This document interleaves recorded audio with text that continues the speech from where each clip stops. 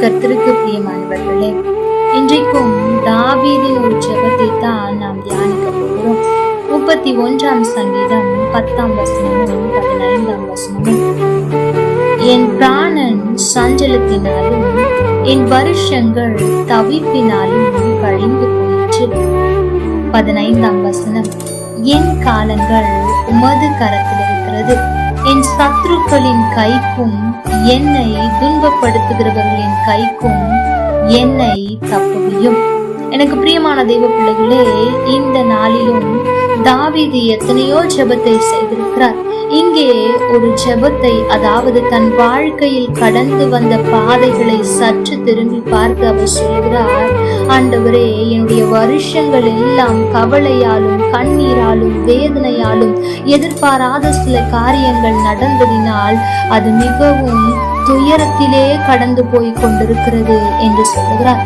அது மாத்திரமல்ல, இந்த அதிகாரத்தை நீங்கள் தொடர்ந்து வாசிப்பீர்கள் என்றால், என்னுடைய வருஷங்கள் அழுகையும் கண்ணீருமாய் சென்றதினால் என்னுடைய உடலிலும் பலவீனங்கள் வந்துவிட்டது. நான் சோர்ந்து போய்விட்டேன். நான் செத்தவனை போல எல்லாரும் என்னை மறந்து விட்டார்கள். என்னை நினைப்பதற்கென்று கூட ஒருவரும் இல்லை. உடைக்கப்பட்ட பாத்திரமாய் ஒன்றுக்கும் உபயோகமற்றவனை போல எல்லாராலும் மறக்கப்பட்டேன் என்று தாவீது தான் கடந்து வந்த பிரச்சனைகளை இங்கே ஆண்டவரிடத்தில் ஜெபமாய் சொல்லுகிறார். பாருங்கள், எனக்கு பிரியமான தேவ பிள்ளைகளே, இது எதை குறித்து அவர் சொல்லுகிறார் என்று தெரியவில்லை.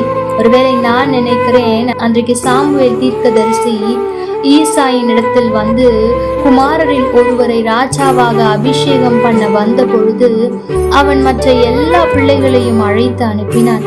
ஆனால் தாவீதையோ மறந்து போனான். ஒருவேளை இதை நினைத்து அவர் சொல்லுகிறாரா என்று தெரியவில்லை.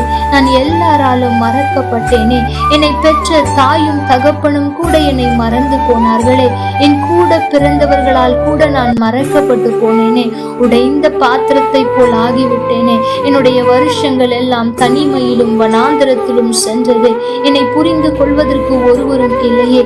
நான் அழுது அழுது கண்ணீர் வடித்து வடித்து என்னுடைய இருதயம் எல்லாம் சோர்ந்து போய்விட்டது. என்னுடைய பலன் குறுகி போய்விட்டது. என்னுடைய எலும்புகள் ஒன்றுமில்லாமல் போய்விட்டது.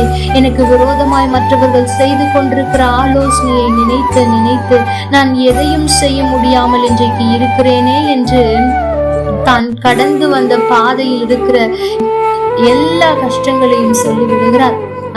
ஆனால் அதோடு முடித்து விடவில்லை. பாருங்கள், 15ஆம் வசனத்தில் திரும்பவுமாய் சொல்லுகிறார், இவை எப்படி இருந்தாலும் சரி ஆண்டவரே, இதுவரை நான் கடந்து வந்த காலங்கள் ஒவ்வொரு நாளும் கண்ணீரிலும் தவிப்பிலும் வேதனையிலும் இப்படியாய் கடிந்திருந்தாலும் சரி, என் காலங்கள் உம் கரத்தில் தான் இருக்கிறது. அதை நன்மையாக மாற்ற உம்மால் ஆகும். ஆகவே என் காலங்கள் உம்முடைய கரத்தில் இருப்பதற்காக நன்றி. என் சத்துருக்களின் கைக்கு நீர் என்னை தப்புவிக்க தப்புவியும் என்று அவர் செபிக்கிறார். ஆம், எனக்கு பிரியமான தெய்வ பிள்ளைகளே, நாம் கடந்து வந்து கொண்டிருக்கிற பாதை எப்படி வேண்டுமானாலும் இருக்கலாம். கண்ணீர் நிறைந்ததாய் இருக்கலாம், யாரும் புரிந்து கொள்ளாத பாதையாய் இருக்கலாம்.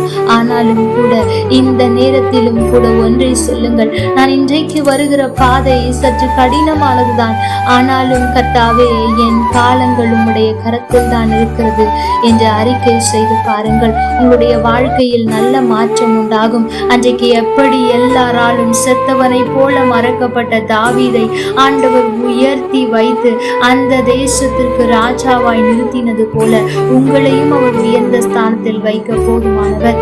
கர்த்தர் தாமே உங்களோடு கூட இருந்து உங்களை ஆசீர்வதிப்பார்.